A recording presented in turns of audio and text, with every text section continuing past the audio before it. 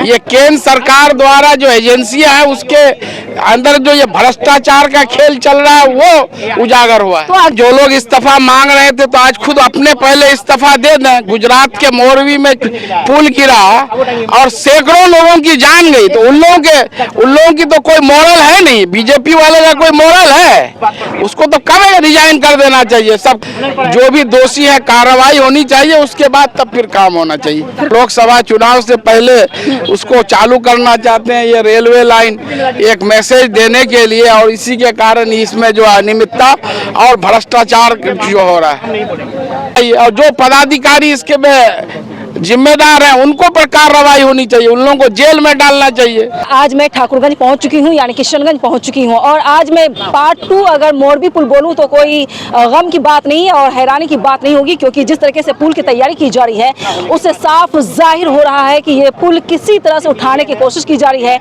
और ये पुल कभी भी हादसे का शिकार। भारत वाला प्रोजेक्ट द्वारा ये तैयारी की जा रही है, लेकिन सवाल ये है कि मोरबी पुल जो हादसे का शिकार हुआ था वो इसी हिसाब से हुआ था, क्योंकि घड़ी बनाने वाली कंपनी जो है वो पुल बनाने की तैयारी कर रही थी और जिसकी वजह से हादसे का शिकार हुआ था। लेकिन आज जिस तरीके से मैं डेप्थ देख रही हूँ, पूरी तरीके से मैं 2 बजे से इस खबर को कवर कर रही हूँ और लगातार मैं देख रही हूँ कि ये पुल सक्सेस नहीं होने वाला है। मेरे साथ मास्टर मुजाहिद साहब भी मौजूद हैं और इनसे मैं जानने की पूरी कोशिश करूंगी कि क्या सर इस पट्टी और मलहम कर देने से ये पुल कामयाब हो जाएगा? नहीं, उसका जो टेक्निकल जो डिफॉल्ट है, जो कमियां हैं, उसको दूर करना पड़ेगा। और मैं पटने में था जिस दिन ये पुल जो धंसा, और वहाँ भी जो हमारे जो जिले के प्रभारी मंत्री विजेंद्र यादव जी को भी जानकारी दी, वो लोग पदाधिकारियों से बात किए और हम लोग भी बात कर रहे। तो आज कल मैं किशनगंज लौटा हूँ, तो आज हम लोग जो है खुद यहाँ देखने आए। पहले तो हम लोगों ने न्यूज़पेपर में, टीवी में, यूट्यूब चैनल में देखा था। आज first hand on the spot inquiry करने के लिए मैं और मेरे साथ पूर्व मंत्री नौशाद आलम साहब, एहतशाम अंजुम साहब, हम लोग यहाँ आए हुए हैं। सर आप ये बताएं कि अगर इस तरह से इस पुल को किसी तरह से जग द्वारा, मैंने पूछा लोगों से, जग द्वारा लोहे का जग लगाया जा रहा है और पुल को उठाया जा रहा है, क्या ये कामयाब हो पाएगा? क्या इस पर गाड़ियाँ चल पाएंगी? क्या अंदाजा आपको लग रहा है? मुझे नहीं लग रहा जैसे कि। निश्चित रूप से ये तो अब जांच का विषय है। जैसा अभी एक पत्रकार बता रहे थे कि 4 लोगों पर इसकी गाज आज जो है बड़ी पदाधिकारियों ने जो है प्रेस कॉन्फ्रेंस करके बताया कि 4 जो, तो निश्चित रूप से कार्रवाई होनी, जो भी दोषी हैं, और जो है इसकी उच्च स्तरीय जांच होनी चाहिए। क्या इस काम को अभी रोक देना चाहिए? निश्चित रूप से पहले जांच होना चाहिए, जांच होने के बाद जो भी दोषी है कार्रवाई होनी चाहिए, उसके बाद तब फिर काम होना चाहिए। फिर काम होना चाहिए। जी जी, निश्चित काम होना चाहिए। ये नॉर्थ ईस्ट का इतना बड़ा प्रोजेक्ट है, 94 किलोमीटर रोड है, जो आपको अररिया 0 माइल से गलगलिया, और ये बहुत ही स्ट्रेटेजिक पॉइंट लोकेशन पर, और ये सड़क का निर्माण किया जा रहा है। हमारे बगल में चाइना बॉर्डर है, दस्तक दे रहा है, और ये सिक्योरिटी के डिफेंस पर्पस से भी सड़क का निर्माण किया जा रहा है। ये भी है, लोकसभा चुनाव 2024 से पहले इस पुल को पूरी तरीके से तैयार करना था, डेडलाइन दी गई थी, लेकिन इसके बावजूद से पहले ये खंडहर में तब्दील होने वाला है। तो मुझे अंदाजा ये लग रहा है क्या 2024 से पहले ये तैयार नहीं हो पाएगा? 2024 से पहले बीजेपी सरकार द्वारा, सेंट्रल गवर्नमेंट द्वारा ये पुल एक सपने के तौर पर दिया जा रहा है, एक तोहफे के तौर पर दिया जा रहा था किशनगंज वासियों के लिए।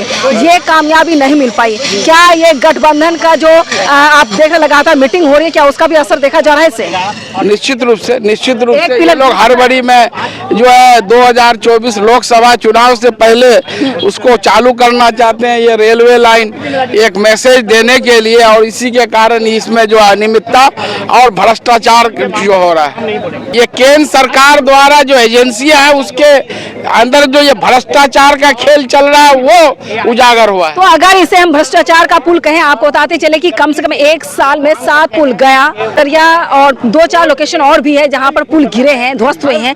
क्या ये ध्वस्त पुल होने के बावजूद भी सरकार इसकी क्वालिटी पर ध्यान नहीं देती है, क्यों? निश्चित रूप से क्वालिटी पर ध्यान भी देती है। अभी जो है बिहार सरकार ने एग्जीक्यूटिव इंजीनियर, असिस्टेंट इंजीनियर और जूनियर इंजीनियर पर जो है कार्रवाई की है, समझ गए कि बिहार गवर्नमेंट। अब ये देखना है कि ये केंद्र सरकार क्या कार्रवाई करती है।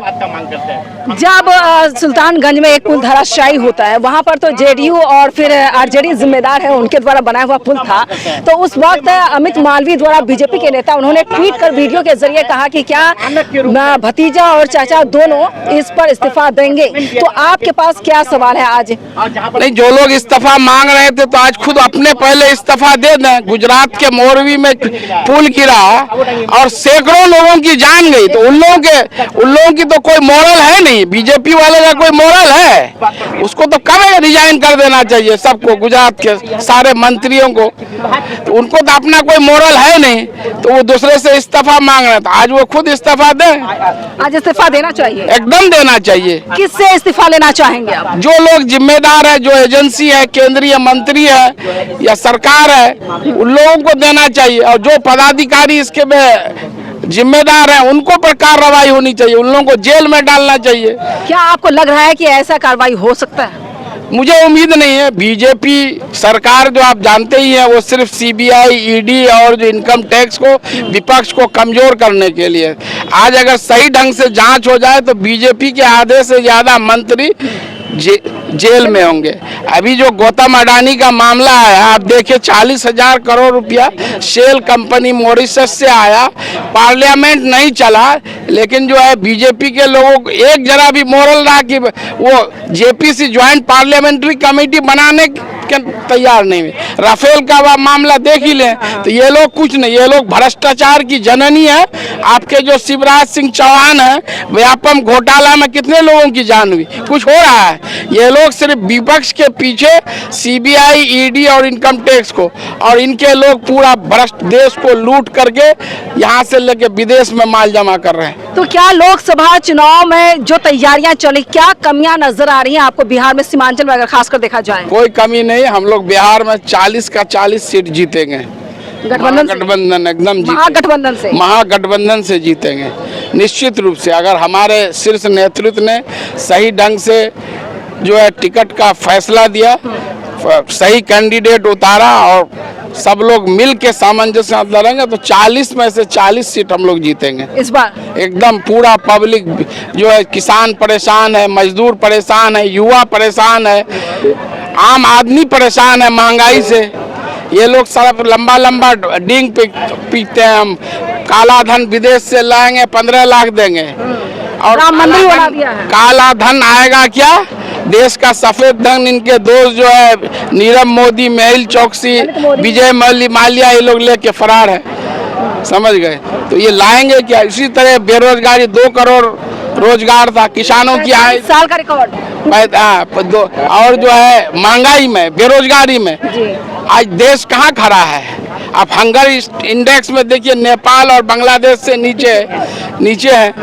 इनके मंत्री आ गए यहाँ बयान देंगे बांग्लादेशी घुसपैठ है। सीमांचल में बांग्लादेश का इकोनॉमी जब इंडिया से ज्यादा बूम कर रहा है, तो वहाँ के लोग पागल हैं कि इंडिया में आएगा? कोई भी आदमी किसी से अगर केंद्र सरकार की बात करते हैं, वो तो अखंड भारत बनाने की तैयारी में है, वो बुलेट ट्रेन भी लाएंगे, और वो उसके पास कुछ नहीं है, बस यही हिंदू, मुसलमान, पाकिस्तान, बांग्लादेशी यही करेंगे। काम तो कुछ करना नहीं, काम जो आपके सामने में है। बिहार सरकार क्या करने वाली है? बिहार सरकार जो न्याय के साथ विकास कर रही है, अपने संसाधनों से।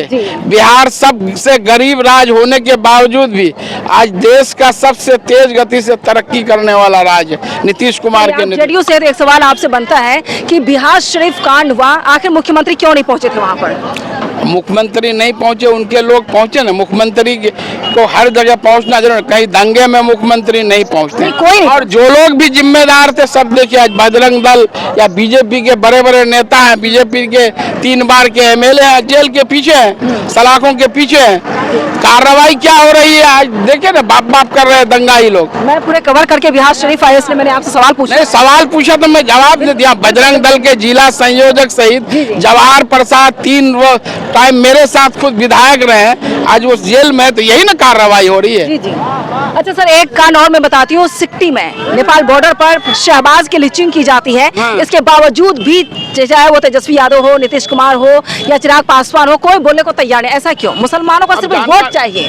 अब वो देखिए, ये सब हिंदू मुसलमान तो बीजेपी के लोग और AIMIM के लोग करते हैं। चाहे शहबाज हो या राम कुमार हो, किसी की भी अगर कोई हत्या होती है तो वो गलत है, उसको कानून के इसमें सजा होनी चाहिए। वो भी केंद्र सरकार के अधीन है। 5 SSB के जवान एक शहबाज की लिंचिंग किया है, इसके बावजूद भी किसी भी तरह से कार्रवाई नहीं हुई है। हमने खबर को मैं तो आपसे पहले ही बोला कि जो है, इस सरकार से कोई भी कार्रवाई की उम्मीद मत रखिएगा। ये लोग बड़े लोगों की सरकार है, पूंजीपति। 2024 में सरकार बदल जाएगी? निश्चित रूप से बदलेगी। जो जनता का मूड है, निश्चित रूप से बदलेगी। चलिए, बहुत शुक्रिया सर, आपने पूरी जानकारी दी। बताया जा रहा है जिस तरीके से अगर मोरबी पुल की बात मैं करती हूँ तो 150 लोगों की मौत हुई थी, जिसका नाम मैंने मोरबी पुल नहीं बल्कि मौत का पुल करार दिया था। आज मैं उसी मोरबी पुल पार्ट 2 पर मौजूद हूँ और ये हादसे का शिकार ये पुल कभी भी हो सकता है। इसलिए लगातार मैं सवाल पूछ रही, ग्राउंड रिपोर्ट पर हूँ, ताकि मैं आपको सच दिखा सकूँ। और केंद्र सरकार द्वारा जो पुल बनाया जा रहा है उसका बजट आपको बताते चले 1500 करोड़ रुपए है, लेकिन बजट के अधीन जो काम हुआ, कालाबाजारी भ्रष्टाचार का काम चल रहा है। लेकिन अब देखना होगा क्या मोदी सरकार द्वारा एक्टिव होना है कि जाए नितिन गडकरी की बात की जाए, क्या इस मोरबी पुल पार्ट 2 पर ध्यान देंगे? क्या इस पिलर को फिर से चेंज किया जाएगा? क्या इस पर एक्शन लिया जाएगा? क्या कई लोग जेल जाएंगे या यूं ही भ्रष्टाचार का खेल यूं ही चलता रहेगा? क्योंकि 2024 से पहले ये किशनगंज वासियों के लिए तोहफा था, लेकिन अब तोहफा इसे करार नहीं किया जा सकता है। इसे मौत का पुल भी करार कर सकते हैं, क्योंकि कभी भी यह हादसा हो सकता है।